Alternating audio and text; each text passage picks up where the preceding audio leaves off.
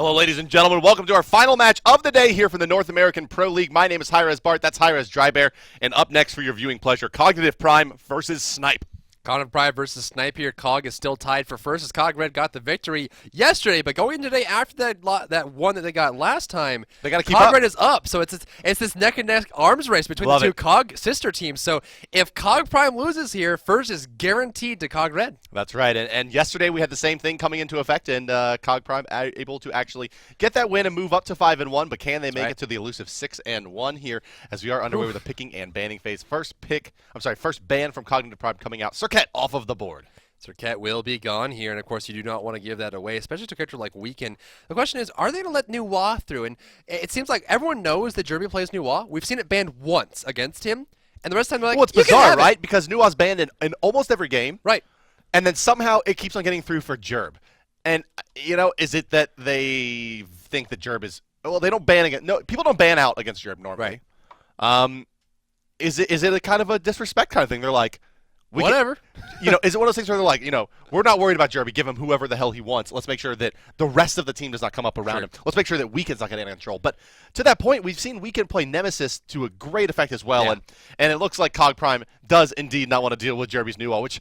I mean, if teams are saying that Jerby is not worth banning out against and let him play whatever he wants because they don't think that he's going to be taking over games, it definitely hasn't been very correct, as he has been a huge force for Snipe. Definitely, especially that we've seen this a lot, right? And you're starting to see it more in League Conquest games and more tournament. That girdle of inner power, Nuwa, where you just girdle, ult, and then follow up with a burst and you land on the ground. So, try to do as much damage as you can. Ra's going to be the first pick here for Cognitive Prime. Looks like they're going to get Giannis off the board on the side of Snipe, not wanting to give that away. Across the way, it leaves a lot on the table here. Loki, it leaves Mercury, it leaves Rom, it leaves Geb, Athena, but Snipe's actually going to like to pick up Rom and Mercury as a double pick here. Late game. Will they go for a support on the side of Cog? Yeah, massive late game here for Snipe. Rom and Mercury are going to be holding that one down. Cognitive Prime will be drafting Apollo here for Barracuda, almost 100%. In addition to that, well, they have a lot of options. My guess here is going to be potentially Zhang Kui or Ao Guang drafted, depending on where they want to put this Rob. And that would be based on their kind of top picks and top performance. They'll be taking an Apollo for sure, and then likely a Mage. Although they may draft Nemesis in this position as well, in case they give Snipe away to Zhang Kui, or also the Geb, a likely candidate here. But I'm thinking Apollo is definitely in the mix. Apollo's banned, so he's not going to be able to... I'm thinking Apollo is definitely not in the mix. They're going to be looking probably a little later. Not in the mix at all. Wow, totally missed that one, yeah. Thor will be locked in here. Get locked in for Cog. Snipe has one more selection to make here. Kiki will be making it for his team. Geb locked in means they may want to go for Athena. If they want to go for Athena, they're going to have to do it now. So the question is, do they want Athena or not? Because if they don't, they're just going to let it go. But I imagine they would. I mean, it's a great pickup. Incon plays a fantastic Athena. I imagine they're going to lock this in here, which means that the banning phase for Cognitive Prime shooting back over there is going to be more targeted probably towards the solo or mid lane, which Hunter role. I mean, they could ban out Ul here. Well, they have Rom on the side of Snipes. They don't need to ban. I mean, no. But the first ban does go the way of Snipes, so they could ban out the Hunter from Cog Prime and Ul, or even in this case Freya. Right. Potentially a good candidate for that ban. We'll see. Well, they do elect to ban out here, and it will indeed be that Freya gone. So no magic jungle, no magical Hunter role for them. But for Cognitive Prime, of course, back on the side of Prime, they're looking probably to ban out that solo or that mid laner, and indeed it will be Ao Guang off the table. Yeah, Freya does fantastic against Rob in the lane and definitely has that late game scalability potential. Looks like the ban will call him out, and it's going to be Ao Guang there, preventing Jerb's Ao Guang, of course. And his third most played character, we're going to see if he decides to go for him. He's got a lot of options available as far as the mid lane goes. Pretty much everything left over, right? You got Agni, you got Isis, you got Scylla still. We saw Scylla played once so far, and she dominated. She did great. So, I mean, there's not a lot of looking towards Scylla from these teams. There hasn't been. Jerby, I think, has played Isis more often than not in this situation. Right. But also, Zhang Kui is available here. And Snipe's going to go ahead and lock that one in. This one's still a swing pick. Doesn't give too much away. Very capable in the mid lane or the solo lane. But, of course, the Cognitive Prime. They have left open someone we haven't talked about yet to date, and that has Aphrodite is there. And Aphrodite is almost 100% going to be locked in here. And this happens all the time. You go into a League Conquest match, you're like, okay, I don't want to play against Mercury, I don't play against Giannis or Cat, Loki, they can have Geb, whatever. And then you see that Aphrodite locked in the other side, and you're just like, and your stomach just drops. You're like, oh, man. Son of a bitch. Hasn't been locked in just yet. It's not one of Omega's best gods, certainly. No. But she is just so potent. And realistically, if they really, really wanted to, they could put Aphrodite in the mid lane and Ra into the solo. I'm sure that Stealth can find a way to play Aphrodite effectively. He can find a way, but we'll see what instead to go with here. They definitely have a lot of options available. Ra most likely to Stealth, and Aphrodite most likely to Omega in that solo lane. And Aphrodite makes such a big, big influence at any stage of the match, really. I mean, she's hard to get out of the lane. She's hard to stop in mid lane and mid game. And then late game, she's unkillable and makes people around her unkillable while also doing a lot of damage if you pick up any amount of penetration. Across the way on Snipe, they're going to go for Thanatos here, which does work against Geb and Aphrodite in certain situations, but we'll see if it works out for Weekend. Weekend is going to have a kind of a trouble time early because the laning phase for some of the players on his team are not as strong. Well, over on the side of Snipe here, they have a big kind of initiation style of team. Mercury and Thanatos crashing in with Athena on the back of either of them, Zhonghui and Rom to follow that up. On the side of Cogmore, that sustained fight style between the Ra and the Aphrodite, a tremendous amount of healing. And Uller and Thor are going to be their primary sources of damage in this game towards the later stages. And look for MLC Stealth's Ra to be putting up about 10k damage in the first 10 minutes, maybe 15 minutes, and then falling off, becoming more of that support healer, letting Geb take the front line and Aphrodite as well. But Thor, Anderson really needs to go off in this game because a lot of it rides on the back of him, it feels like, for Cognitive Pride. Their carry potential, not quite as there as Snipes.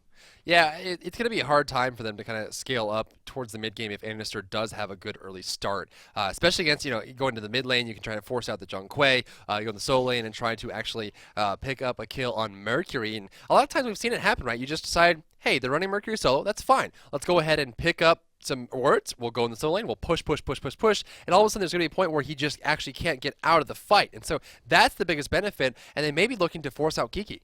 Well, Kiki's in a lot of trouble here, honestly. If you look at what tools he's going to have available to him versus the Aphrodite, building into Brawler's Beatstick is not a great early item like Divine Ruin is for Mercury. So Divine Ruin is much easier for someone like Jerby on the Zhonghui to pick up against an Aphrodite than it is for Kiki to build into a Brawler's Beatstick.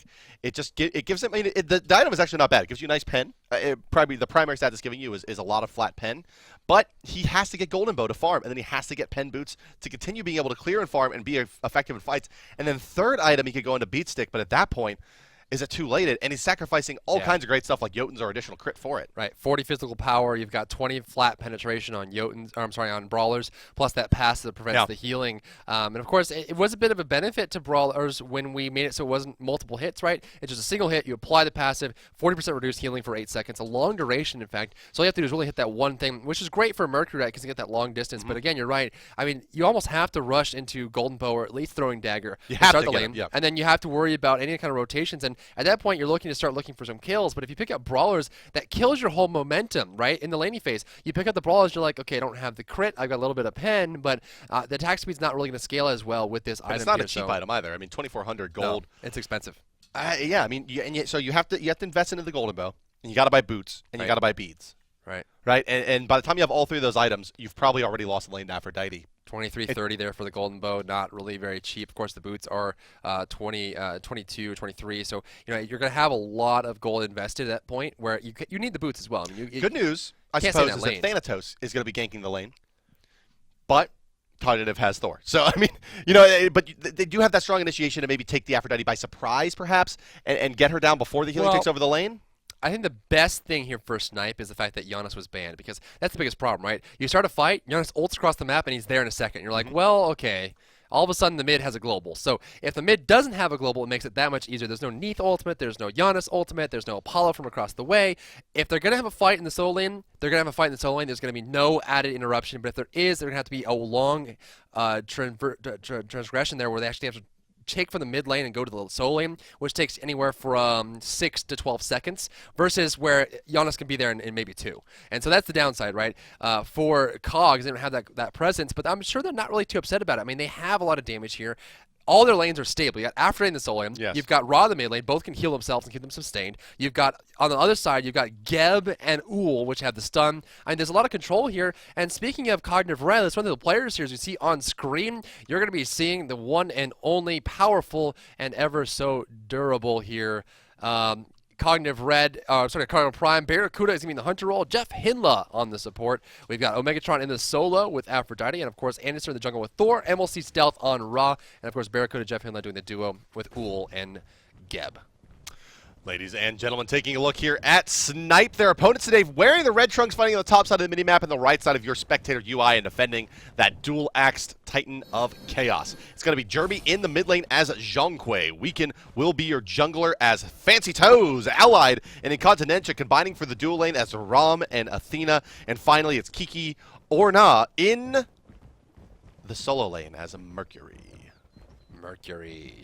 Mercury is a powerful character at all stages of the game. Looks like all 5 players of Snipe grouping up here for an initiation possibly, but the question is, what will they be able to do if it gets spotted out? And the answer is nothing, because Cognitive Prime spots it and goes right back to the tower, and they are not going to do anything with it. 2 wards placed down from Snipe here, 1 up by the Gold Fury, and of course 1 closer to the mid lane right behind that movement speed buff camp. Wards being placed down gives a lot of vision and control here in the beginning. The question is, will Cog Prime go for that 3-man onto the mid camp, and then 2-man the blue, and then swing back around to do damage with the mid player or not? Inister, of course, a very fast farmer. He always loves picking up his farm in the jungle. One of the few jungles we have that is more primarily focused on farming than ganking and controlling the map. But it does work out well, the fact that he's very technically skilled, which means that if he does gank, he's not likely to miss very many skill shots. Well, we'll see if Weekend is going to be able to hit enough skill shots for himself as well here. It's a heavy hammer start for Thanatos, even in the jungle. Right. What do you think about that? Yeah, I mean, I don't know. It's rough. I'm not sure how that's going to scale for them. He's going to have enough clear? Yeah, I mean, he will, absolutely. Here's the difference, right? And I've run it myself.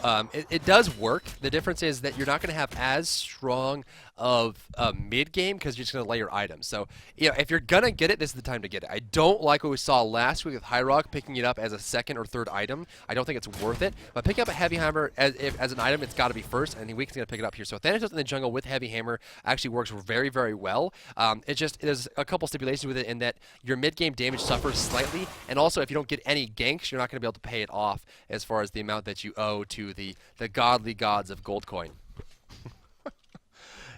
So Thanatos, with this early, heavy hammer, is going to be able to potentially help shut down the Ra a little bit here. The movement speed on Ra can be pretty pesky as you try to gank him in the early stages. Weekend does unfortunately miss his first axe there on a player, which is never something you want to Thanatos. But will help Jerby clear the lane, and they will go back and likely take the orange buff on the right side here, getting them both up to about level 3.5. In the meantime, in the solo lane, Kiki or Not definitely has his work cut out for him up against Omegatron, where, well, the Aphrodite has certainly the better laning phase once they hit about level 5. Level 5 is coming up pretty shortly here. Across the way, Inister level 2, whereas Weekend's level 3, so straggling behind slightly, but we'll clear out the wave in the mid lane here. 1,990, so 2,000 gold for Weekend. Inister will have 2,100. So Inister's up in gold, but Weekend's up in experience. So we'll see how that works out.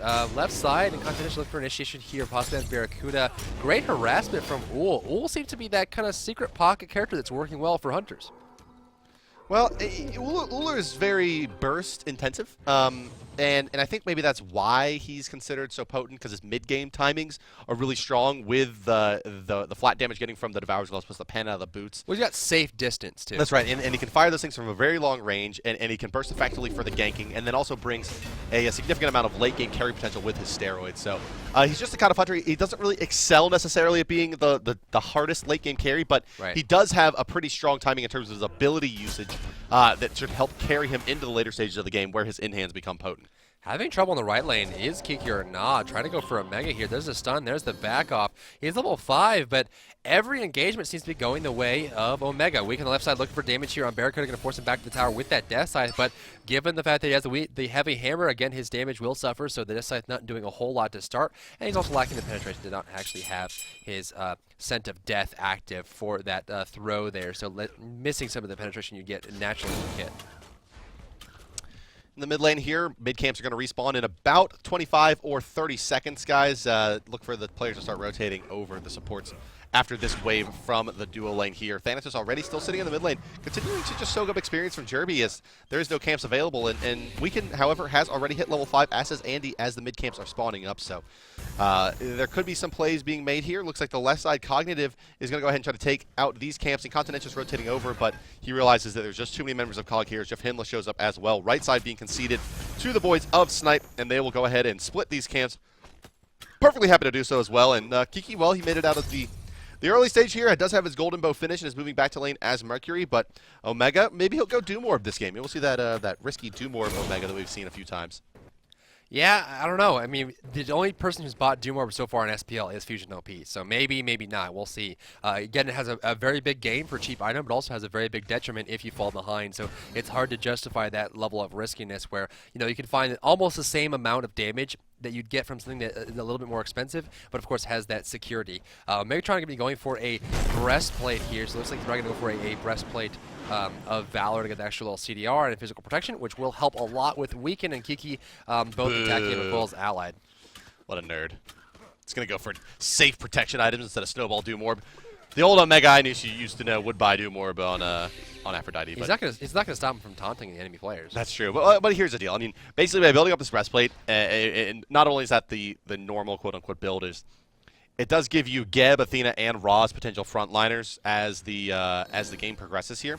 And it makes it so that it's just so hard for Snipe to get to those back lines where really only Weaken has a great opportunity to, and maybe Kiki if he's able to rotate. Left side jump on top of Barracuda, forcing away the stealth is coming out. There's a Soul Reap as well. Barracuda's got nowhere to go. Beautiful gank there from Weaken, and the first blood goes to Snipe, taking out Barracuda. If you're going to take out someone, it's a great start to start with Barracuda. Trying to respond as Anderson moving towards the right side of the map, but I'm not sure they have vision on Mercury. He's going to try to get a major look steal here onto this camp as Omega. Well, it's Aphrodite, and her clear leaves a lot to be desired. Especially when it comes to burst here. As you can see, he's just forced to basically in-hand it down until the birds come up and are ready. Actually, it's going to be Thor attempting to steal blue buff here. Andy is going to be needing to use his hog and will indeed porting away. No wrap-up from Kiki, but he has an ultimate going. Is there a Thanos assault to follow it up? No, of course it was used to pick off Barracuda, so nothing cooking over there in the right. He just popped the ultimate. Is like, God darn you, as like a frustrated thing as he leaves the lane there. But of course, he's not going to be able to pop that up as we do see Aphrodite waiting in the wings. Of course, had a raw snipe in distance there as well. Derby looking for some clear in the mid lane, gonna find it here, but so will Stealth. And look at the side of Cog. They have a ton of healing, almost a metric. A metric crap ton, I should say, here of healing. They got the Raw, they've got the Aphrodite together, they've got Lifesteal as well, but up there goes Anderson, looking for find the right side, gonna find Kiki, will he go? Actually, he doesn't have the distance there, so Kiki is smartly backing off from that one. Of course, if you were at that level of play, actually he was doing it on top of Ward. I was gonna give him credit for looking up there and seeing the Thor, but that was just a Ward. Yeah, it was Ward. And, well, Wards win wars, as we know there. And looking over here on the left side where Barracuda and Allied are going toe-to-toe, it is rare for Allied to have a lane advantage like this, where he's up a level and farm as well. Allied just so used to fighting from behind, but here does have a bit of an advantage. We'll see if he's able to use it kill on Barra. To his advantage, yeah, with that kill onto Barracuda. Stealth, Gep Shield coming out to save him for now. Thanatos is over the top, crashing down. He's going to take a lot of damage from the Scythe, and Allied actually going to find that kill with the second kill of the game for him. Now it's Barracuda forced to leap over the wall. Mill make it in time. Allied needs to hit all 3 shots here to get the kill. Final one is going to hit Allied with the double kill in that fight. Weaken disengaging. Anderson looking to chase him, but with his ultimate down, not much he can do to re-aggress. Only bright side for Cog in this is Aphrodite will shove a wave into the tower. But besides that, they give up some pretty important kills there. Stealth and Barracuda falling. In the meantime, Derby does get picked, but they're happy to give that up for a double kill. No Gold Fury, though. They don't really have the resources to do it, nor do they have the Hand of the Gods 3. As we see, the game does get paused out. It was a great call there. And, after watching Week 1 highlights, you can see that Allied is actually incredibly specific with his ultimate. He's like a surgeon with that ultimate. He is unbelievable. Yeah, he does well, in the Week 1 highlights, if you missed that as you were referencing, he actually does a double kill off of the ultimate.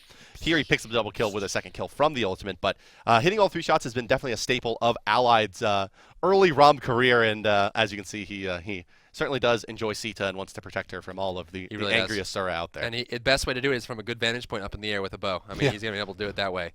So at this point, we're looking at a pretty decent lead here for Sniping Experience. The gold, not so much. 300 gold, almost inconsequential here. We got 1,100 experience in their favor, 3-1, but so far they don't have a big gain.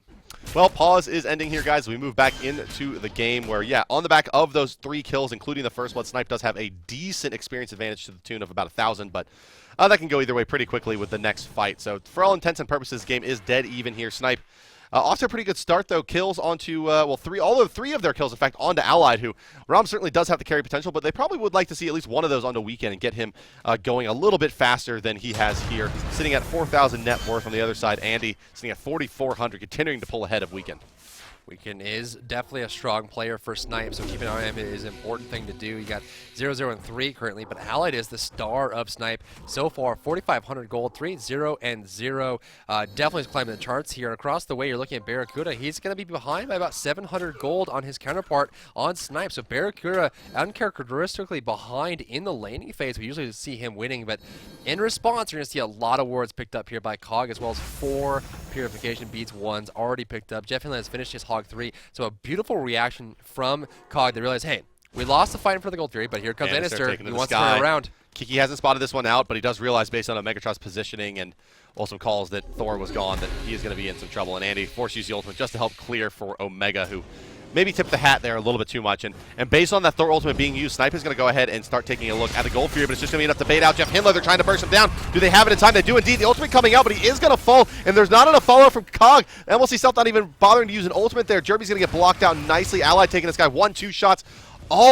He's just so accurate with that ultimate. Now it's Omega that could be in a bit of trouble as Kiki chases him down, but the tables are turning for Andy here, who's done a lot of damage, but the backside of the hammer not hitting their ally, dashing forward on a Barracuda, putting the damage onto him, trying to force him back out over the wall, but Barracuda, he's going to get stunned out of the leap, and then taunted. Isn't enough damage. It is indeed. Beats a lot of time. Barracuda to fall. Andy forced to teleport out of this fight as Weekend pushes Omega out as well, and it's an easy 3 kills picked up for Cognitive, but wasn't enough time bought. For Snipe, but wasn't enough time bought by Cognitive to get Gab back in here and contest this Gold Fury. It does not look like it, and down it will fall. Mid lane, we can, he's taking some damage from Omega, but he wants to stay in for whatever reason. The come out here, not going to land, though. Weekend should be A-OK, especially with that Athena ultimate coming out, but wow, what a great start on that one. Unfortunately, we saw Barracuda actually have a late beads. It was off cooldown, but he's just like, I'm taunted. Okay, I'll beads. And at that point, he was already dead, but this may be a case of Cog just not giving respect to Snipe. I mean, you saw Jeff Handler just hanging out in front of the Gold Fury, trying to ward, not giving any respect to him and saying, hey, they're not going to be able to group up in time to kill me, but they were all there, on point, ready to go. They jumped on Jeff. Jeff was by himself, and once they got him down, that was the Hog 3 guaranteed. The Gold Fury will be destroyed, giving 2,500 gold in the lead to Snipe, as well as 3,600 experience, 6-1, as we cross over the 10-minute mark here, and Snipe is finally activating. They had a very rough week, looked very sloppy, but now they're starting to bring it together. It's just so hard to fight in the duo lane when you're behind as the Hunter. Not only do you lose the box, or the kind of the 1v1 matchup, you also force your support to stay there more often than not, just to make sure that you're not getting out-aggressed or pushed, which has ramifications across the map in terms of objective secure and the ability to really go in aggressively at any point. Speaking of aggressiveness, Weekend is up in the air. Thanatos, Hinla is pretty deep here. 3 members of Cog standing in the heel. MLC Stealth going to get spun around by Kiki Ornaz ultimate into the backlines. Andy forces the beats out as well. Weekend does pick up Omega. A lot of the healing is gone now. Anderster getting aggressive in the backside there, but porting through into tower range and going to live just barely. And, Allied taking this guys now. Looking for his shots. Going to hit 2 onto Stealth. The third one wouldn't matter anyway, as he was get shielded out. But, actually over the wall comes the crit. Stealth. Stealth will go down. Death Side going to come out here, but not going to land there on Barracuda. Jeff Hindler going towards the tower to defend it up. But, man, that was frustrating. That's the worst feeling in the world. You saw Anderster pour over the wall into a Death Scythe. He's like, hey, welcome to mid lane. Here's a Death Scythe for your trouble, and drops him down to about 150 HP. Now, Allied in Continental going into the mid lane. Taunt going to come out of Barracuda. No purification beats to be seen. The cripple is available. Lands it. One more shot will do it. Needs the hit. Barracuda looking for the fight. The dunk from Anderster still buying time. Athena's going to come through as well. Going to keep Allied alive.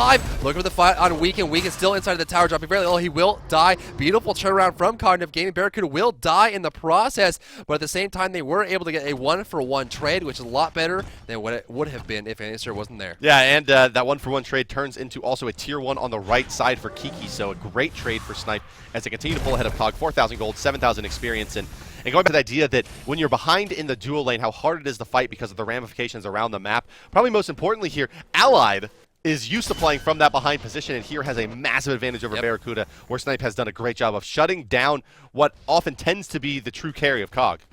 Yeah, I mean, that's kind of a big holdback for Snipe. You look at Allied, it usually doesn't hit the same gold farm, doesn't get caught up in levels, and a lot of times when it comes out in mid-game, it's not as powerful. It doesn't feel that weight of, wow, the Hunter has arrived.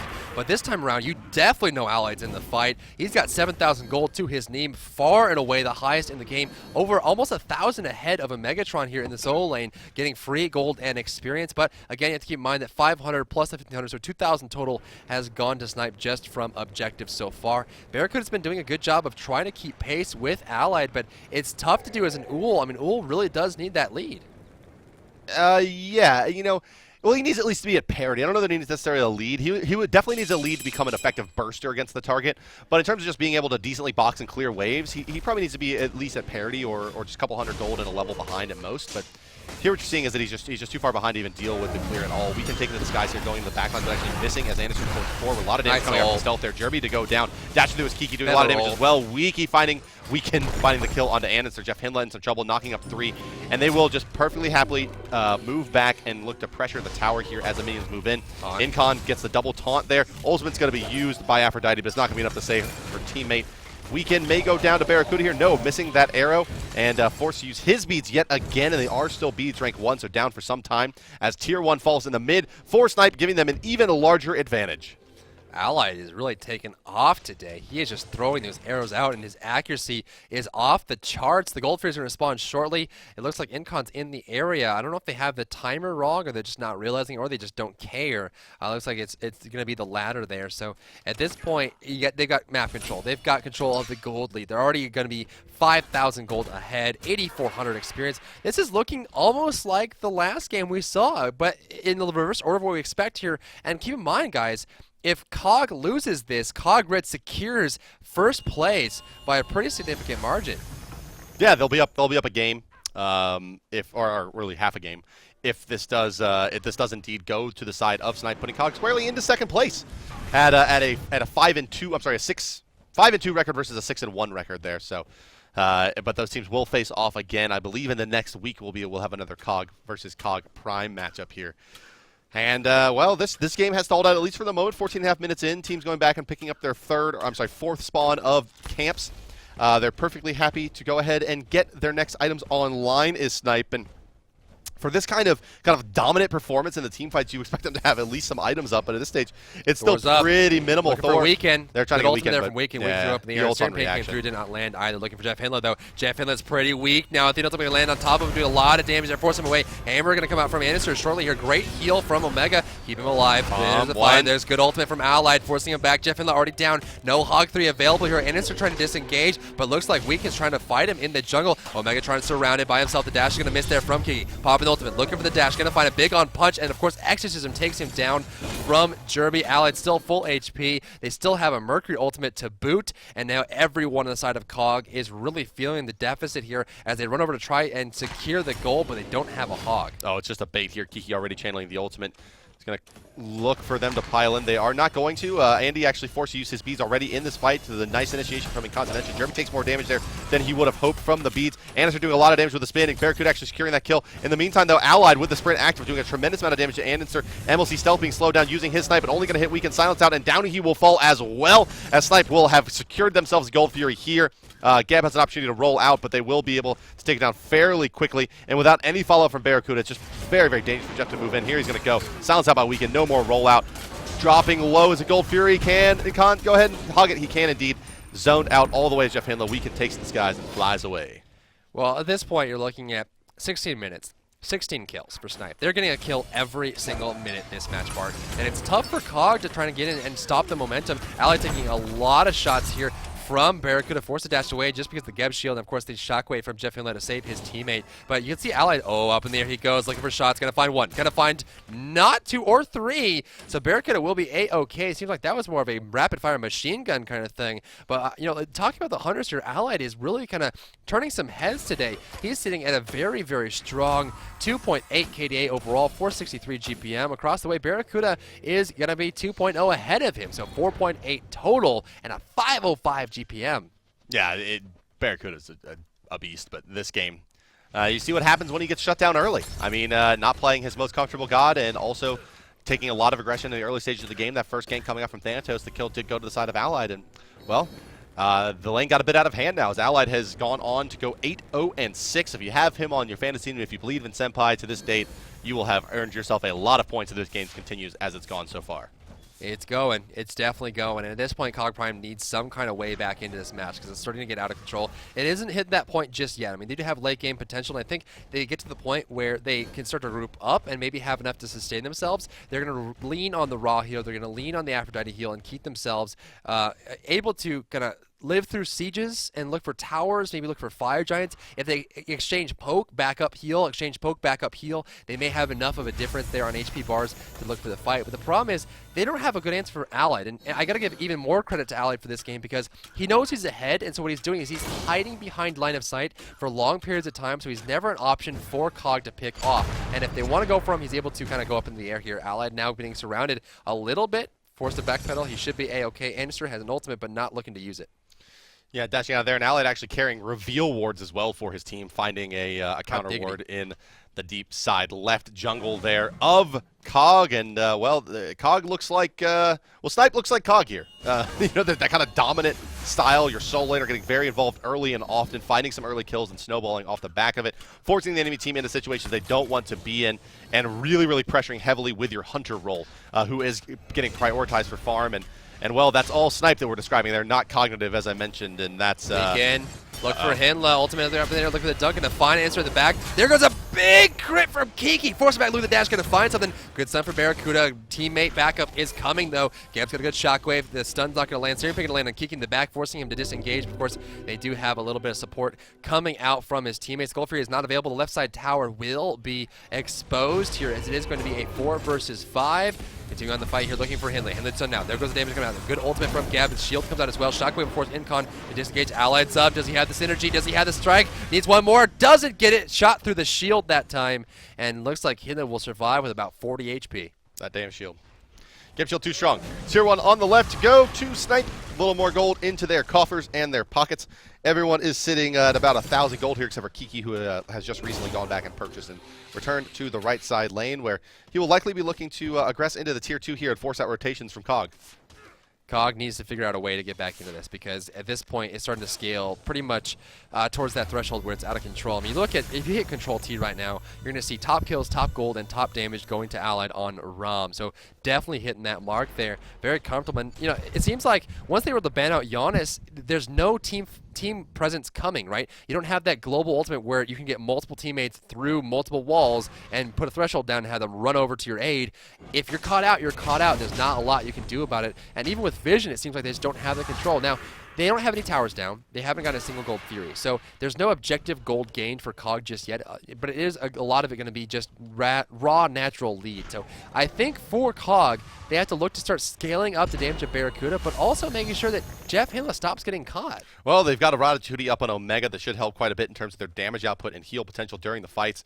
They're very lean on abilities as well, looking over the side of Snipe. A lot of tier 3s over there, especially the Weakening Curse coming out on Incon to help deal with the healing. Shell finally finished on Jeff Hinla, but will it be enough to help turn the fights in their favor? They have the significantly stronger team when it comes to extended team fights. They have all the heal, they have the Shell as well, but will they actually be able to take a fight for more than 10 seconds before they die to the Thanatos?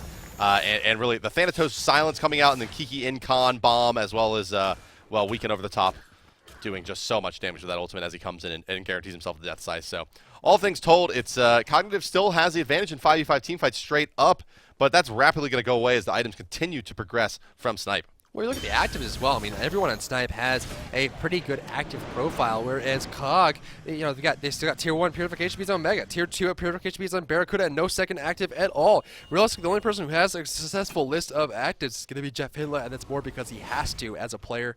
Gold Fury is going to go down here to Snipe. I don't see Cog getting over there in time. A lot of this comes down to lack of map control and lack of vision. So they're going to have to backpedal, go back to their home here. The Gold Fury will be falling shortly to the damage of Allied and Jerb and the Hog of Incon. The question is, will they hog it? Looks like they won't. Smart play there, keeping their Hog available for the Fire Giant should it come up. Yeah, why bother hogging it there? There was no contention at all. Hog really a great item at making sure that you are able to get it in traffic. But when there is no traffic, why not just go ahead and secure it the old-fashioned way with ability, damage, and leave that Hog up, as you mentioned, for the Fire Giant. I mean, this now means the Snipe can kind of contest here at the Fire Giant and force Cog to fight them and still have the option to take the objective if they are able to come out ahead. Well, at this point, it's going to be a really weird ride here for Cog Prime. The Fire Giant's up, and they have to get it. They look to steal it or probably sneak it. Pings are coming out from Snipe. They know what's happening. Kind of word came down there from Jeff Finland. They're going to pop the rollout here. I like their commitment to disengage quickly. They're going to port over the wall, pop rollout, and disengage as fast as possible again because they know that if they get picked once here, Snipe has the pathway to get all the way into their Phoenix and take one down because they have the Fire Giant. They'll get a tower, then they'll start pressuring the Phoenix, and the respawns aren't really that bad yet. I mean, 22 minutes in the match, they're going to have anywhere from 30 to 50 seconds of respawn. This isn't, 45, 50 minutes where it's going to be a minute and 20 seconds to come back into the match. So they're going to be coming back pretty quickly still, especially given the fact that some of them are pretty under-leveled on the side of Cog Prime, but again, you can't make any mistakes. People have just been dying so fast here for Cog. They don't even have a lot of healing out on their healers. Only about 3,000, 2,000 apiece between the Ra and the Aphrodite there. So you can just see how fast these fights are ending. Yeah, I mean, they don't really last long. I mean, it's just, if you catch one person, they're dead. And a lot of it comes down to the fact that Alan can go up in the air and shoot an ult. We can go up in the air and land on top of you and death sight you, and all of a sudden you're bursted. Fire Giant is started up here. Jeff Finland's got to get in there. Oh, there's a Kiki ultimate about to rip through this fight. Only finds one, and it's just going to get immediately purged by Anderson. But up into the sky goes Weaken. He should be able to stun out at least Omega here. Actually, we can find the execute on Annie and takes that over the execute onto the Aphrodite. A bit of a misplay, but it should be just fine as Jerby does indeed find the kill onto her. Silence coming out onto Stealth. He's going to beads it away and heal himself up. Barracuda picked up as well by Allied in that fight. They're chasing down Jeff Hinland now. Incon will have the dash forward and should have another taunt available momentarily here. Get Shield coming out, but not going to be enough to save the life of the Robert. In the meantime, left side. So ulting through the fight goes Mercury and then runs all the way to the left side of the map and starts split pushing on the tier 2 there. Thanatos on the right side is going to go through and start putting his damage in, and he has a decent amount of pen as well. And the rest of the team's going to pile into the mid tower, where Allied will take out the final tier 2, exposing all 3 Phoenixes and giving Snipe total map control. Because why not? Now they got a perfect split push there. I mean, all you have left is Stealth. Stealth is 1, 5, and 2. What is he going to do to stop 3 groups of enemies pushing all their towers down? Stealth is going to die, apparently. That's He's going to die so hard that they're not going to push. That 3-man squad in the mid lane is going to be the hit squad that is necessary. 2 Phoenixes down. The third one going to fall shortly here. And it looks like Snipe is just going to take all Phoenixes out and back off. Nah, they're going in. Cog.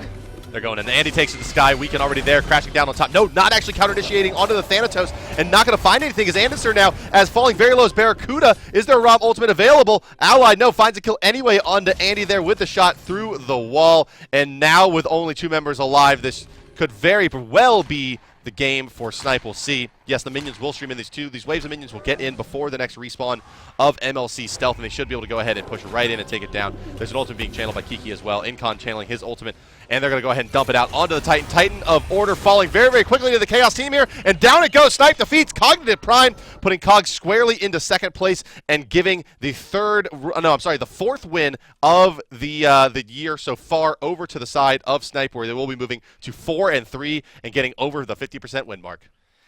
Well, it's looking great. It's looking great for them. So Cog Prime is going to go down to 5-2. Cog Red will go up to 6-1. So we do have a secured first-place winner here in North America, as we do in EU.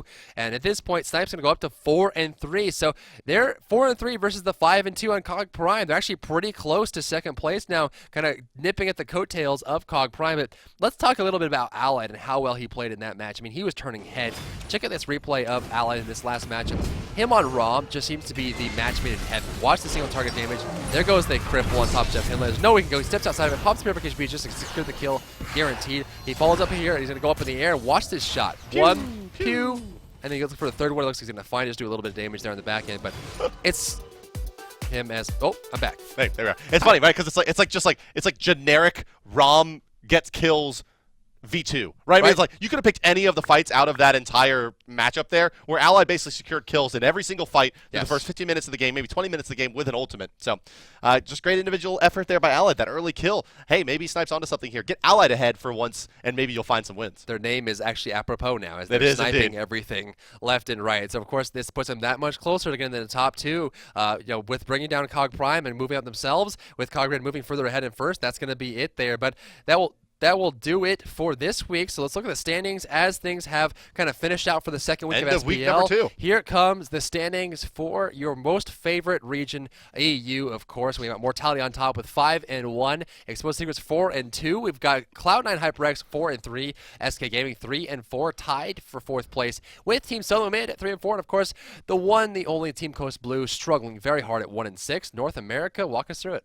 Cognitive Red does take the really undisputed #1 overall standing at 6-1. Prime is settled in at 5-2 in second place. Snipe is clearly in third at 4-3. 3-4 for Team Dignitas, really turning it around here in week #2, finding 3 consecutive victories, and Thirst and Fat Chunks both sitting tied for the 5th, 6th place slot in 1-5 for their record in last place. One game away from Snipe is Dignitas, and keep your eye on them, folks, as they go into next week. But speaking of next week, let's check out the schedule here. First match of the day on Wednesday, starting at 1:30 p.m. EST, 19:30 p.m. CEST. We've got Mortality Esports up against Cloud9 HyperX. The following hour, we've got Team Coast up against Exposed Secrets. Later in the day, after face-off and a couple streaming action, we will be having at 7:30 p.m. EST, 1:30 a.m. CEST, Fat Chunks Assemble against the only Team Dignitas, and of course, the round of the day, the next hour, we've got Snipe and Thirst, and this will continue on for the next following 5 days total, going into week #3 of the Smite Pro League.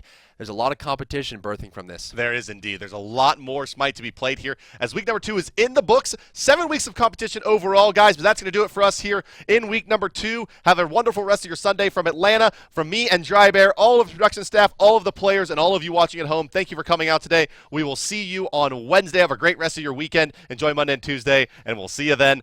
Good day.